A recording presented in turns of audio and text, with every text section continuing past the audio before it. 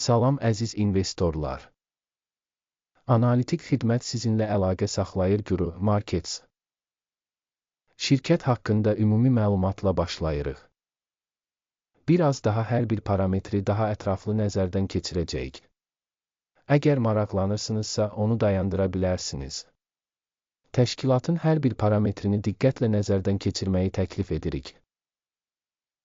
İndi biz şirkətin cari fundamental göstəricilərini təhlil edəcəyik. Supernus Pharmaceuticals Inc. Ticker SWPN. Baxış 28 Mart 2025-ci il tarixinə olan cari məlumatlardan istifadə etməklə aparılmışdır. Təsnifata görə Guru Markets şirkət Supernus Pharmaceuticals alt kateqoriyaya aiddir. Neuro müqayisədə 67 təşkilat iştirak edir və bu çox təmsil edicidir. Bu videonun sonundakı sifariş cədvəlinə baxın. Sözü gedən şirkət üçün ümumi nəticə 10 baldan 8,5 bal. Alt kateqoriya üzrə orta bal 1,5 baldır. Çox geniş baxsanız, bütövlükdə ABŞ fond bazarında. Bütövlükdə ABŞ fond bazarı üçün orta nəticənin 1,9 bal olduğunu görə bilərsiniz. Şirkətin 8,5 bal göstəricinə qarşı Supernus Pharmaceuticals Inc. Şirkətin səhm qiymətinin dinamikasının müqayisəsi Supernus Pharmaceuticals və alt kateqoriyalı paylaşımlar. 12 ay ərzində şirkətin səhmlərinin olduğunu görə bilərik. Supernus Pharmaceuticals -1% dəyişmə göstərdi. 10,6% alt kateqoriyasında qiymət dinamikasına qarşı. Bu, heç nəyi açıq şəkildə göstərmir, lakin bu faktı nəzərə almaq lazımdır. Təşkilatın bazar kapitallaşması Supernus Pharmaceuticals 1,81 milyard dollardır.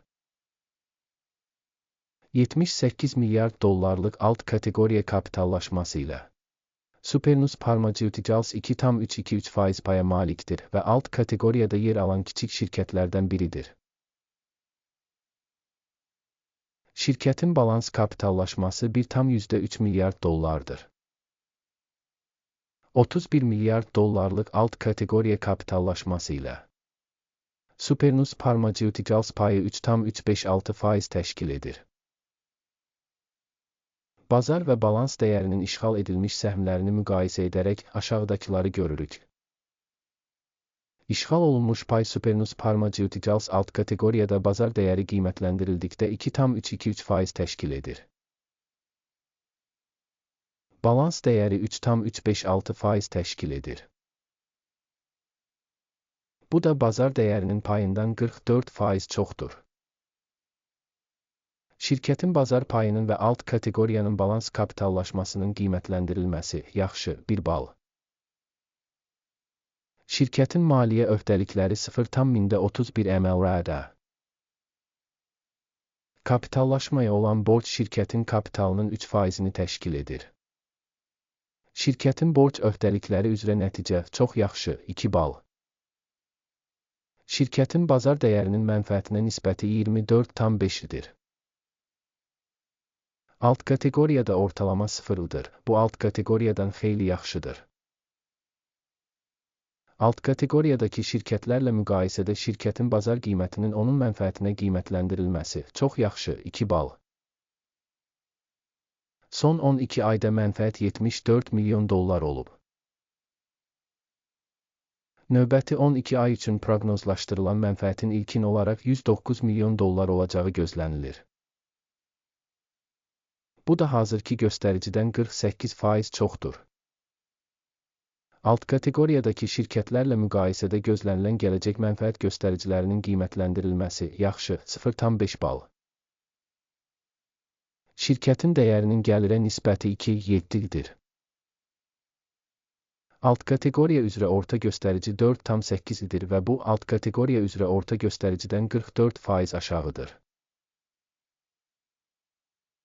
Alt kateqoriyadakı göstəricilərlə müqayisədə şirkətin səhmlərinin qiymətinin gəlir göstəricilərinə qiymətləndirilməsi yaxşı 0,5 bal. Son 12 ayda gəlir 660 milyon dollar olub. Gələcək 12 ay üçün gələcək gəlirin 980 milyon dollar olacağı gözlənilir. Bu, indikindən 48% çoxdur. Alt kateqoriyadakı şirkətlərin göstəriciləri ilə müqayisədə proqnozlaşdırılan gələcək gəlir göstəricisinin qiymətləndirilməsi yaxşı 0,5 bal. Satış marjası 11,2%, alt kateqoriya üzrə orta göstərici -14,5%-dir.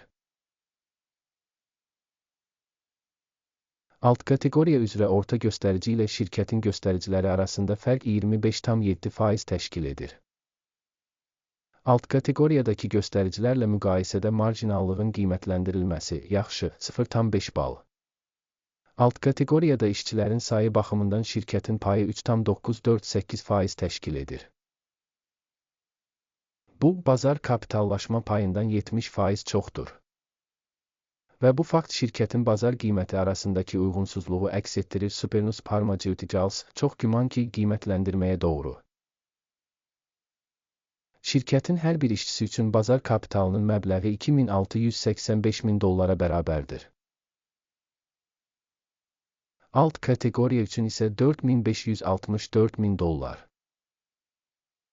Alt kateqoriya üzrə orta göstərici ilə şirkətin göstəriciləri arasında fərq 41,2% təşkil edir. Alt kateqoriyadakı şirkətlərin göstəriciləri ilə müqayisədə bir işçiyə düşən bazar kapitalının miqdarının qiymətləndirilməsi yaxşı 0,5 bal. Bir işçiyə düşən mənfəətin məbləği 109,5 min dollardır. Alt kateqoriya üzrə orta -138,7 min dollar. Və alt kateqoriya üzrə orta göstərici ilə şirkətin fəaliyyəti arasındakı fərq 248 min dollardır. Alt kateqoriyadakı göstəricilərlə müqayisədə şirkətin hər bir işçisi üçün mənfəətin qiymətləndirilməsi yaxşı 0,5 bal. Şirkətin hər bir işçisi üçün satış payı 982 min dollardır. Alt kateqoriyada 957 min dollar var. Alt kateqoriya üzrə orta göstərici ilə şirkətin göstəriciləri arasında fərq 3%-dir. Alt kateqoriyadakı şirkətlərin göstəriciləri ilə müqayisədə fərdi işçiyə düşən gəlir payının qiymətləndirilməsi yaxşı 0,5 bal. Qısa müddətli əməliyyatların həcmi 9,5%, alt kateqoriya üzrə orta hesabla 5,8% təşkil edib. Bu qısa bir sıxılma riski göstəricisidir. Texniki göstərici RASI 14 şirkət üçün %45 səviyyəsini göstərir. Supernus Pharmaceuticals Inc. Alt kateqoriyada isə bu səviyyə 53% təşkil edir.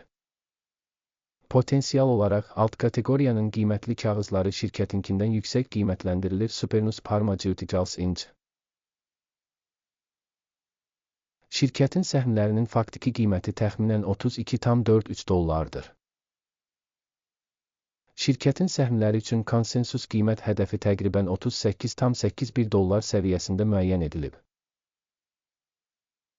Faktiki qiymətlə konsensus proqnozu arasındakı fərq təxminən 20%-dir.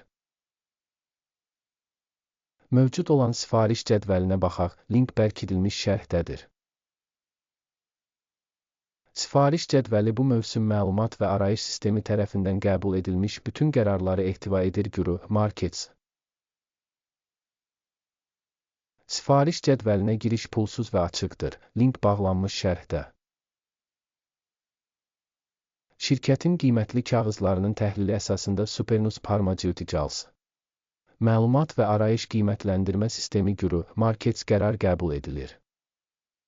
Bir səhm üçün 32,42 dollar qiymətində alış sövdələşməsini açın. Sifariş şirkətin nisbətən yüksək qiymətə malik olması səbəbindən açılıb. Şirkət qiymətləndirmə meyarları AKİMin indeksi ilə qiymətləndirilib. Mənfəət götürmək 35,68 səviyyəsində müəyyən edilmişdir. Stop loss 29,16 səviyyəsində müəyyən edilib.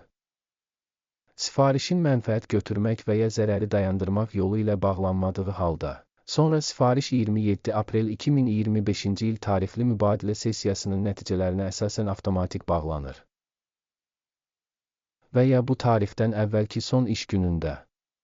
Ticker, TSHA, balanslaşdırıcı satış sifarişi olacaq. Balanslaşdırma sifarişi ilə bağlı video kanalda yayımlanacaq və ya artıq yayımlanıb. Sifarişlərdən birini bağlayarkən əsas və ya balanslaşdırma. Əks sifariş faktiki qiymətə müəyyən edilir.